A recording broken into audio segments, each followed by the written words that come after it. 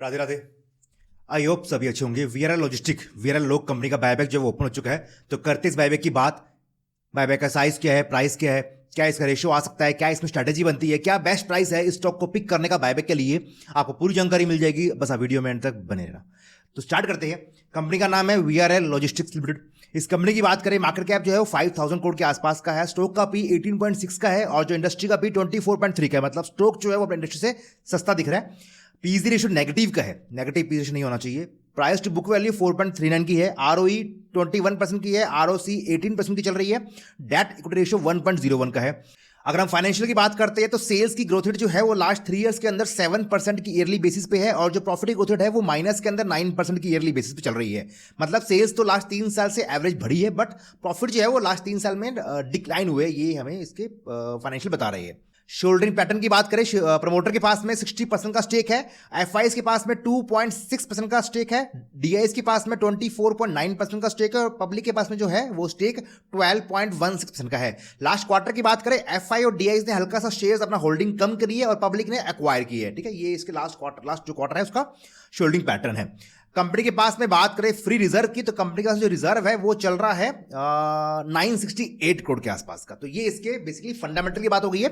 Fundamental ठीक लग रहा है, ओके कंपनी लग रही है, क्योंकि कंपनी के फाइनेंशियल डिक्रीज कर रहे हैं और जो पीजी रेशियो भी नेगेटिव है। थोड़ा सा ये एक पॉइंट है नोट करने वाला, जो ओके बना रहा है इसको। अब बात कर लेते हैं कि ये बायबैक का साइज प्राइस क्या फिक्स किया गया है, वहां पे क्या स्ट्रेटेजी बनती है, उसकी बात कर लेते हैं। तो इस कंपनी ने, वीआरएल लॉजिस्टिक कंपनी ने बायबैक का जो साइज है वो आपके पास में 280 करोड़ का अनाउंस कर दिया है। काफी अच्छा साइज रख दिया है, मतलब 960 करोड़ के आसपास का फ्री रिजर्व था। ठीक है, उम्मीद थी कि भैया 100 करोड़ के आसपास कंपनी बायबैक लेके आएगी, इससे कम का बायबैक आएगी, बट कंपनी ने बायबैक का साइज 280 करोड़ रख दिया है। काफी मतलब है ना, बायबैक का साइज ब्लॉकबस्टर रख दिया है। ठीक है, काफी अच्छा साइज रख दिया है। टोटल नंबर ऑफ शेयर्स बन जाते हैं 87.5 लाख शेयर्स बन जाते हैं। रिटेलर्स के लिए बनता है इसका पोर्शन जो है वो 20 लाख का। क्यों 20 लाख बनता है?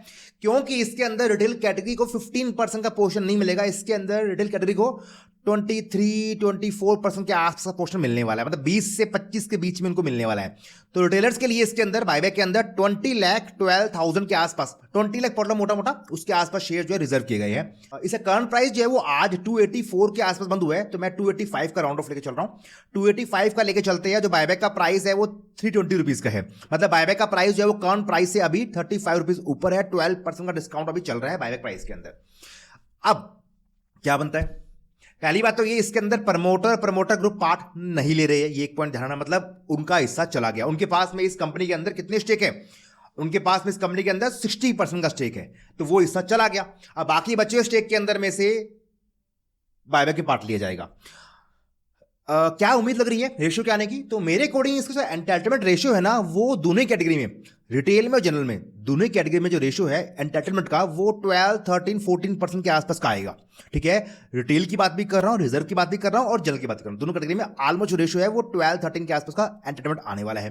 एक्सेप्टेंस की बात करें तो मुझे लगता है खराब से खराब हालत के अंदर भी ना, वर्स्ट टू वर्स्ट केस के अंदर भी 25-30 तो आराम से मिल जाना चाहिए। और ये भी मैं दोनों कैटेगरी लेके चल रहा हूं। ठीक है, इस कैटेगरी, इस बायबैक के अंदर जनरल और रिटेल का ऑलमोस्ट आपका सेम सही सिस्टम चलने वाला है।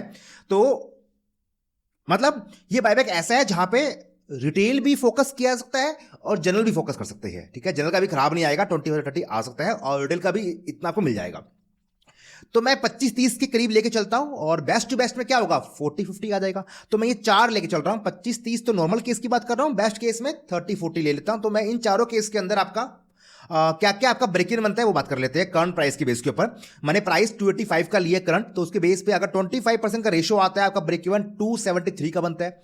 30% का रेशियो आता है आपका ब्रेक इवन बनता है 270 का। 40% का आता है 261 का बनता है। 50% का आता है ब्रेक आपका रेशियो, तो ब्रेक इवन 250 का बनता है। ये सारे ब्रेक इवन मेरे लिए सुटेबल नहीं है, सुटेबल नहीं है।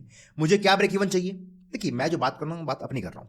मुझे क्या ब्रेक इवन? मुझे चाहिए ब्रेक इवन जो है वो 235 या उससे अंदर आ जाए। क्या चाहिए? 235 या उसके अंदर का ब्रेक इवन मिल जाए। और वो ब्रेक इवन कब मिलेगा? जब स्टॉक का प्राइस जो है वो रफली बात करे तो 265, 260 के आसपास जाएगा, तब वो ब्रेक इवन मिलेगा। समझ रहे हो? मतलब मेरे लिए बायबैक के अंदर, इस बायबैक में पार्ट लेना कब सही है? जब स्टॉक जो है वो 270 के नीचे जाने लगेगा ना, तो उस केस के अंदर मेरे लिए बायबैक थोड़ा अट्रैक्टिव बनता रहेगा। धीरे धीरे फिर मैं स्टार्टिंग करूंगा बाय करना है इसके। 270 के ऊपर मेरे लिए बायबैक बिल्कुल भी अट्रैक्टिव नहीं है। मैं इस बायबैक को फिर इग्नोर मारने वाला हूं, ये मेरा डिसीजन है।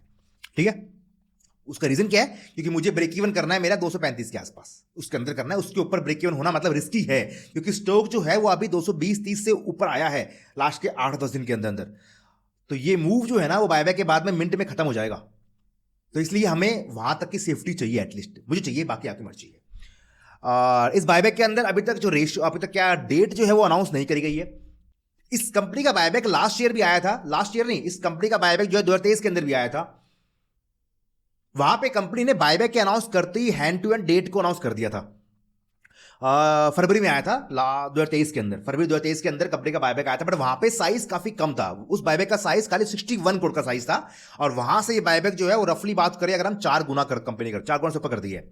तो 2023 से कंपेयर मैं कर चुका हूं प्रॉपर्ली, तो उसके बेस पे मुझे लग रहा है कि इसका रेशियो जो है अच्छा आने वाला है, आपका 30% 25% आपको आराम से मिल जाएगा। तो ये बायबैक इंटरेस्टिंग है, बट थोड़ा सा भी करेक्शन का वेट करते हैं, अगर मिलता है तो बढ़िया है, अदरवाइज भाग के काम करने का मेरे लिए मतलब नहीं है। बाकी आपकी चॉइस है, आपको मैंने सारे इंपॉर्टेंट पॉइंट शेयर कर दिए, कंपनी के बारे में भी क्या रेशियो आ सकता है उसकी बात कर ली है, और भी काफी कुछ जानकारी को शेयर कर दी है। वीडियो को लाइक शेयर कर दें ताकि जानकारी सभी तक पहुंच जाए, और आपको आगे भी इस तरह की इंपॉर्टेंट जानकारी मिलती रहे, बायबैक की स्ट्रैटेजी, ओएफएस की टेक्निक्स, राइट इश्यूज, आईपीओ के रिव्यू, उनकी लिस्टिंग स्ट्रैटेजी, ऐसी कोई भी इंपॉर्टेंट वीडियो मिस ना हो उसके लिए फटाफट से चैनल को सब्सक्राइब और जो बेल आइकन है वो हिट कर लीजिए। टेलीग्राम पे, व्हाट्सएप पे, न्यूज ग्रुप है जो कि बिल्कुल फ्री ऑफ कॉस्ट है, सभी के लिए बनाया गया, वहां आपको डेली स्टॉक्स की न्यूज, आईपीओ की न्यूज में देने की कोशिश करता रहता हूं। अगर आप उसका पार्ट नहीं बने हो, डिस्क्रिप्शन में नीचे मैं टेलीग्राम और व्हाट्सएप ग्रुप का लिंक मेंशन कर रहा हूं, जाके ज्वाइन कर लेना। मिलती है आपसे अगली वीडियो में, तब तक अपना ख्याल रखिए, हंसते रहिए, मुस्कुराते रहिए, खुश रहिए। राधे राधे।